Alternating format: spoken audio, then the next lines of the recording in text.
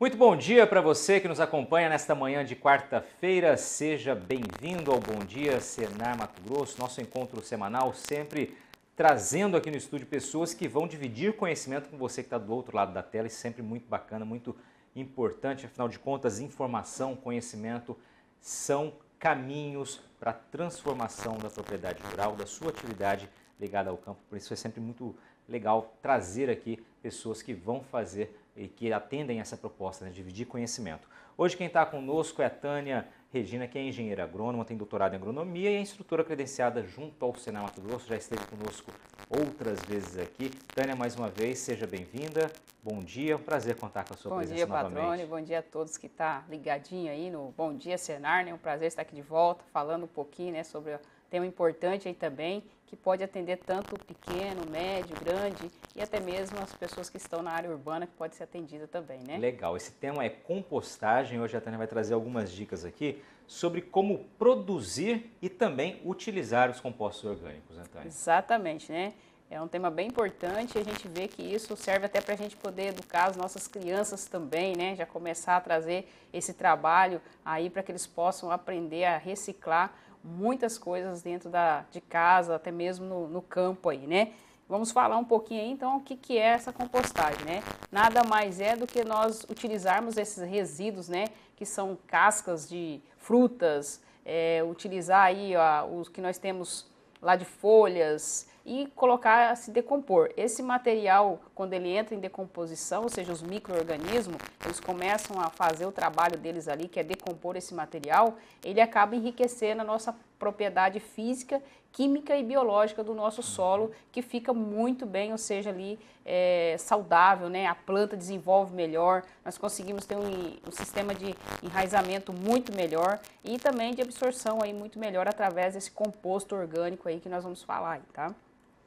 E quais são os benefícios, né, aí que nós temos, patrônio, quais são os benefícios que esse composto nos traz? Então, esse composto traz uma soma de benefícios, né, para nós. O primeiro benefício é que essa camada aí, ou seja, esse composto orgânico, ele traz tanto o material macro e o micronutriente. Esse macro e micronutriente que nós compramos hoje, dentro, ou seja, das casas agropecuárias, formulado, ele acaba trazendo uma certa consequência no decorrer do período aí para o nosso solo. Então, um ressecamento e acaba trazendo, ou seja, perde rápido a lixiviação.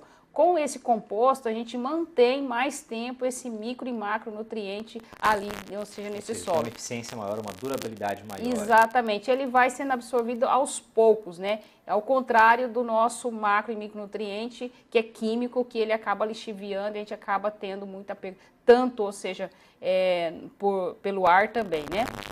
E aí também ele acaba trazendo também para nós a melhoria, né, que eu já disse anteriormente, física, química do nosso solo, né, melhorando muito isso daí. E também contribui muito com a CTC nossa, que é a troca de cátions, que ele acaba proporcionando para nós aí uma ótima melhoria mesmo durante esse período aí, né.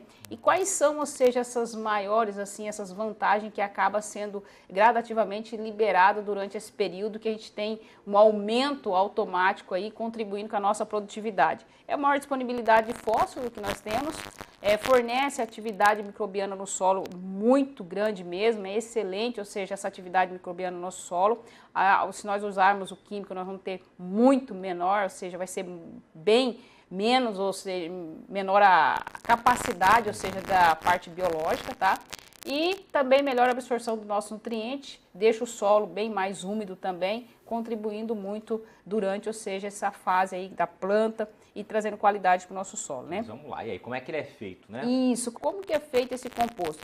Primeiro eu preciso desses resíduos, né, que são esses materiais orgânicos, casca, folhas, talo de bananeira. Lembrando que tem alguns materiais, principalmente casca de ovos, é rico em cálcio. Nós temos ali o talo da bananeira, é rico em fósforo. Nós temos ali a mandioca, rico em boro. Então, cada um vai fornecer um tipo de nutriente diferenciado. Quanto mais diversificar com produtos, melhor vai ser o composto. Então, mais rico em macro e micronutrientes esse composto vai ser. tá?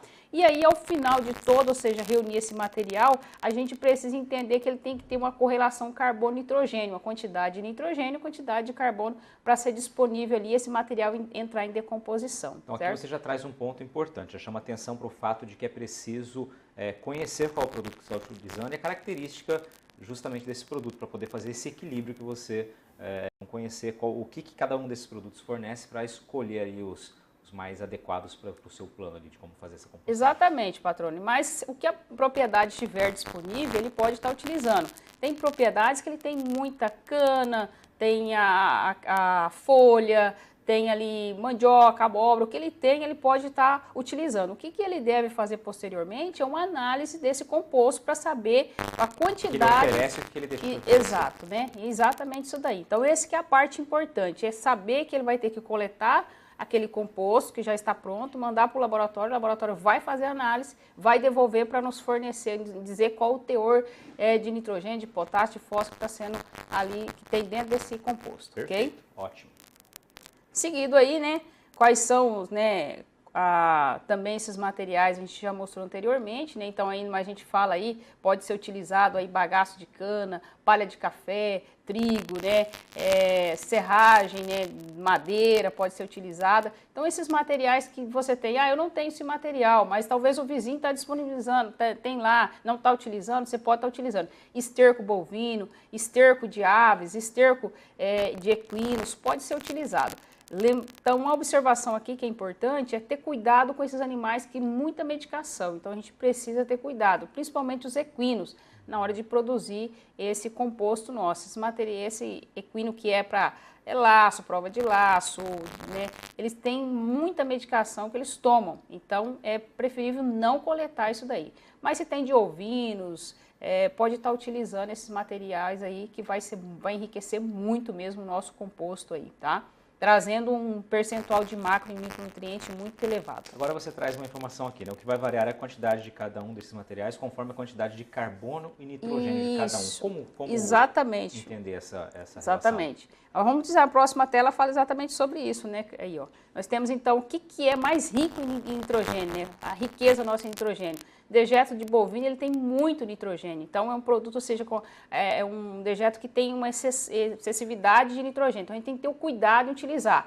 Eu vou utilizar 25 de nitrogênio para 1 de carbono, então eu vou utilizar exatamente, então eu tenho 25% de nitrogênio para 1 de carbono. Como que eu determino essa relação, Tânia? Como que se eu quero 25 para 1? 25 para 1, você tem 25, vamos colocar 25 quilos, né, ali, para 1 quilo seja exatamente só de palha de café. É uma proporção bem relativa mesmo, bem fácil do produtor, de qualquer pessoa poder utilizar. Seria bem exatamente isso daí. Não é nada que precisa fazer um cálculo absurdo, né? Exatamente, eu tenho 25 para 1, ou seja, ali 25 quilos para 1 quilo de palha de café, né? Dejeto de equinos, que é rico em nitrogênio, a cama de frango, alimentos crus, então, por exemplo, batata, cenoura, esses alimentos crus acabam trazendo essa riqueza aí. E aqui nós temos outros aqui que seria serragem, palha de trigo, bagaço de cana, folha seca, tudo tem o carbono. E esse carbono faz o quê? Ele cria um gás muito grande e acaba gerando o quê? A redução da decomposição desse material. Então isso que é importante a gente usar sempre 25 para 1 para poder não gerar aquela camada muito alta de gás ali dentro e reduzir o nível de decomposição desse material. Perfeito. Na sequência aí nós temos como montar a sua compostagem. Então nós temos aí a pirâmide, né, que seria o trapezoide ali, que seria, e o cone, né? O que nós mais utilizamos seria o formato de pirâmide de cônico, que nós mais utilizamos aqui no Mato Grosso, né? Se torna mais fácil para o produtor, para ele poder trabalhar, é esse formato de leira que é mais utilizado, tá? E aí a gente coloca uma observação muito importante, questão da altura, patrônio, é muito importante, porque às vezes a pessoa deixa muito alto. Isso daí vai se tornar 1/3 depois de decompor. Então, mas para mim poder reenvolver, por que a altura? Porque ele vai ter que abrir essa leira e vai ter que ir abrindo ela e irrigando ela, para baixar a temperatura, porque vai elevar muito a temperatura. E quando a temperatura eleva muito, automaticamente os macro-organismos não vão fazer a decomposição desse material.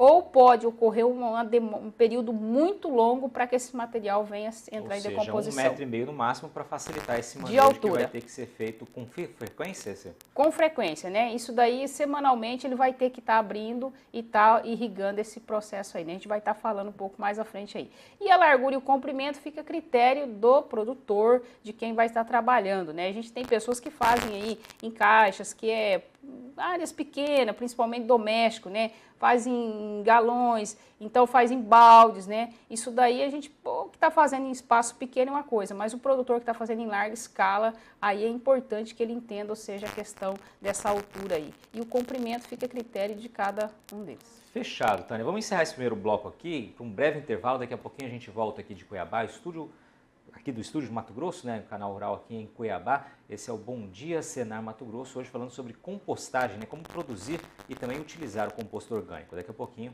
a gente volta.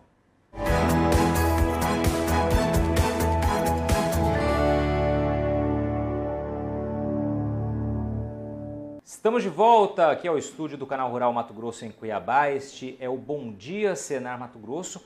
Hoje trazendo orientações para quem quer apostar, quer investir na compostagem, né? Como você pode produzir e também utilizar os compostos orgânicos, né? Independentemente da sua intenção, né? Se é para comercializar, se é para utilizar na própria propriedade, né? Se você é médio, pequeno, grande produtor, até mesmo na área urbana é possível fazer. Quem está explicando isso para a gente, né? Trazendo os caminhos para isso, é a Tânia Regina, que é instrutora credenciada junto ao Senar Mato Grosso. Vamos lá, Tânia, vamos lá que tem bastante informação agora para esse bloco 2, né? Você estava terminando no bloco anterior explicando algumas orientações sobre como preparar ali o espaço onde vai ser feita essa compostagem, né? Como as maneiras que você pode colocar e dando dicas como, por exemplo, a altura, né, desse composto, justamente porque vai ter que ser feito um manejo aí semanal aproximadamente, né? E por isso é importante respeitar ou levar em consideração algumas dicas que podem te facilitar no manejo. Exatamente, patrona. É importante seguir essas técnicas aí para que a gente tenha excelência. A maioria das pessoas que começam e param, ou seja, de produzir o composto, é porque tem um período muito longo. E por que desse período longo? Exatamente porque não segue as técnicas exatas que a gente sempre está aplicando. Então, quando a gente chega a aplicar a técnica, a pessoa volta, inicia novamente, na verdade, o trabalho e pega o gosto por isso, porque ele acaba ganhando, tendo ganho, né? Então, aqui a gente tem como fazer esse composto, né? As camadas é feito exatamente, ou seja, capim cortado, né? Então, a primeira camada, a segunda camada de esterco, sempre equilibrando o carbono com o nitrogênio, que a gente acabou de dizer anteriormente, né? Essa relação aí. Logo em seguida vem folhas, né? E grama, capim cortado, esterco. Por que ali? Porque nós temos que ter uma quantidade boa, ou seja, de esterco. O esterco vai ativar o processo microbiano, né? E folhas e gramas. Lembrando sempre que a altura, ela sempre vai reduzir a 1/3, patrão. Então, a pessoa, às vezes, ela faz a uma altura lá de 1,5 m, espera que aquilo ali ele vai ter uma quantidade grande de produto. Na verdade, ele vai ter 1/3 só daquilo que ele está colocando aqui naquela leira ali. Então, é importante que ele também entenda isso. Ah, mas eu vou ter que fazer várias leiras. Sim, porque nunca você para de montar leiras. Você encerrou uma leira, já dá início na outra, né? E ao encerrar essa leira, como está aqui esse modelinho nosso aqui, é importante que você feche com uma lona. Você fecha com uma lona ele aqui e para quê? Para não correr um risco de chover, ter muito excesso de água, porque o excesso de água também vai reduzir o processo microbiano. A falta também da água ali também reduz, porque deixa o material muito seco.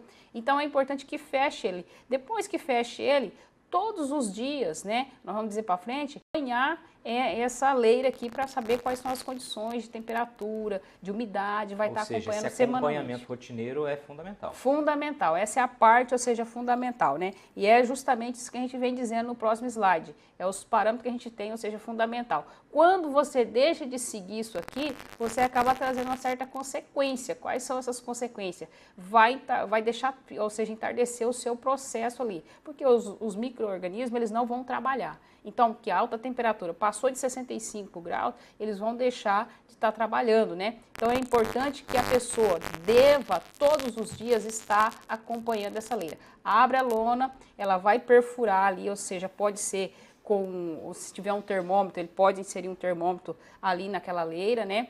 Mas a maioria na área rural não tem, então pode ser, ou seja, ali um ferro que ele tiver para ficar mais em conta para ele, a gente sempre fala, você tem um vergalhão, usa o vergalhão, introduz o vergalhão, conta lá, ou seja, 10, 1, 2, 3, 4, 5, 6, 10 ali, contou 10, retira. Colocou na mão, tá quente, então automaticamente ele precisa de umidade, né? E assim, o correto é usar o termômetro, para que a gente saiba a temperatura exata Mas que é uma está ali. alternativa aí para poder suprir essa necessidade. Isso, quando ele não tem o termômetro, a gente indica se ele tem um vergalhão para utilizar, né? Ultrapassou ali, ele vai ter que reenvolver, ou seja, isso daí semanalmente, então uma vez na semana ele vai lá, vai abrir a leira e vai molhando, não é encharcar. O problema das pessoas é que entende quando a gente fala molhar, encharcar. É umedecer mesmo rapidamente para poder baixar a temperatura e os micro-organismos voltar a trabalhar, né? É sempre verificar essa umidade como? Pega uma quantidade do material, coloca na mão e aperta. Se a água ficar entre os dedos, então a umidade está boa. Se ela escorrer, está muito úmido e aí causa, ou seja, um impacto grande, que é a redução desse processo da decomposição desse material. E é onde que daí atrasa muito para quem prepara mudas, principalmente o pessoal que vai trabalhar com preparo de muda, que usa o composto. Para quem vende esse composto, isso é ruim, porque o mercado precisa, o mercado não está ali esperando, ele está, ou seja, tem que ser imediato. Então é importante que o produtor que quer entrar nessa área de comercialização de composto orgânico, ele tenha várias leiras e ele entenda tecnicamente que ele tem que usar essas técnicas corretas, de forma correta, para que ele tenha sucesso. Perfeito, ótimo recado. Agora você disse anteriormente ali que muita gente acaba desistindo porque é um tempo que demora demais se não levar em consideração essas orientações. Qual o tempo aproximado quando você leva as ações recomendadas na prática? Qual o tempo aproximado para você ter o composto pronto? Se a pessoa tiver, patrônio, pergunta importante, né? Se a pessoa tiver o material triturado, ele vai levar aí um material folha, capim, ele vai levar um prazo de 60 a 90 dias. Quando é um material que ele não é triturado, ele pode levar de 180 dias até 220 dias para poder se decompor. Então, um período bem mais longo. Por exemplo, o pessoal às vezes faz com cana, né? Então, ele não quer triturar, ele só vai ali cana, esterco, cana, esterco. Vai demorar mais. Isso vai demorar. E o material mais, ou seja, não é a granometria dele é muito grossa, então não é indicado para venda, para comercialização. Já é utilizado mais para ele usar lá na propriedade dele, porque o material, esse composto mais fino, o pessoal usa muito para mudas, preparo de muda de hortaliça, na fruticultura, ali na questão, seja nossa, até mesmo dentro da horta, então é utilizado. Então, nessa forma, a gente acaba tendo esse probleminha aí. Perfeito. Que é mais o uma período. dica então, se triturar já mais acelera o tempo. processo. Isso, Vamos lá, tá? etapas da compostagem. Etapa de compostagem aí, né, nós temos que é o prazo que eu falei ali, né, que vai de 90, aí nós temos até 120 dias, vai depender, ou seja, desse material que a gente acabou de falar, né, depende, ou seja, das características do material que você está utilizando e da relação carbono-nitrogênio também, que nós falamos anteriormente. É importante sempre seguir esse carbono e nitrogênio, 25 para 1, sempre está trabalhando com essas medidas aí para que a gente tenha sucesso, tá? Na sequência aqui, onde que nós, ou seja, o tempo de estocagem, já temos o material, podemos estocar por quanto tempo? Um ano aí, pode ficar estocado 12 meses tranquilamente, que não vai perder. Mas ele tem que estar, ou seja, estocado primeiramente em saco de 20 ou 60 quilos, a maioria é 20 quilos que se comercializa aí, e está dentro de um barracão onde não tem incidências de sol, né? Não tenha sol batendo para não secar esse material, ele sempre tem que ter uma certa umidade. A partir do momento que ele começa a secar, ele começa a perder os macros e micronutrientes, e aí isso é muito ruim para quem está comercializando, né? Perfeito. Antes de você passar para o próximo slide, vamos lá. Interessante aqui a armazenagem, importante também. Agora, se a gente tem esse tempo que varia aí de 60 a 90 dias, né, conforme ali a granulometria do material que eu estou colocando, como que eu identifico que ele realmente está pronto? Como que eu posso ter essa garantia? Bacana, exatamente, patrônio. Isso aí é importante, né? Então, nesse período, às vezes você fala, vou contar os dias. Nem sempre você vai pelos dias. Quando você abrir a leira e você pegar o material e você sentir que ele tem um cheiro de terra, ele está pronto. Ou então a gente indica que o pessoal coloque um pouco na mão, coloca um pouco de água e faça, ou seja, trabalhar com ele na mão mexendo. Se ele tiver igual uma manteiga, ele já está bom também. Tá? Então Perfeito. são essas duas formas que você pode identificar aí, bem tranquilo mesmo, né? A maioria vai quando ele está com cheiro de terra, que daí ele já está pronto. A maioria do pessoal utiliza essa técnica aí, tá? Perfeito, bacana. E aí, quem pode produzir o composto, né? Então a gente já disse, você colocou bem na abertura do programa aí, né? Que foi, ou seja, o pequeno, médio, grande produtor, ou até mesmo o pessoal que está na área urbana pode estar produzindo. Então a gente tem exemplos aí, pessoal produzindo em latões, né? Que, ou seja, fica mais prático, às vezes é uma área urbana, né? Ali, ou seja, em pequenos espaços mesmo. E por que tem aquela torneirinha? Aquilo ali é para poder eliminar o chorume, que é, ou seja, a água que vai descendo, e essa água também ela é rica, ela pode ser utilizada no sistema de fertirrigação, então você pode coletar ela e levar para sua planta, que ela também tem uma quantidade muito boa de nutrientes ali nela, certo? E aí, para as médias propriedades, nós temos já as leiras, né? O modelo de leiras que já são muito mais viáveis, né? E aí fica, né, a diquinha aí, por que realizar o composto e não somente aplicar os materiais diretamente? Porque os materiais diretamente vai ter um tempo mais demorado, a gente não vai conseguir somar uma quantidade de materiais, ou seja, como nós somamos aqui no composto, aqui nós diversificamos mesmo um número de material e conseguimos ter, ou seja, um percentual de nutrientes, de macro e micronutrientes muito maior no composto do que você inserir o material direto ali próximo da planta. Então, sem dúvida, vale muito mais a pena trabalhar, ou seja, com composto do que estar inserindo só os DA. O pessoal fala, eu vou pegar a casca de ovos e vou colocar lá na minha flor. Tudo bem, é cálcio, mas ela precisa de nitrogênio, precisa de fósforo, precisa de potássio. Então, é mais fácil a gente reunir vários materiais e entrar em decomposição. Perfeito, Tânia. Obrigado pelas suas informações aqui, sua participação com a gente, sempre trazendo muito conhecimento para dividir com quem está do outro lado da tela. Obrigado mesmo mais uma vez pela sua participação. Obrigado a você que nos acompanhou nessa manhã de quarta-feira. Esse foi o Bom Dia Senar Mato Grosso. Um excelente dia, uma ótima semana e até quarta da semana que vem.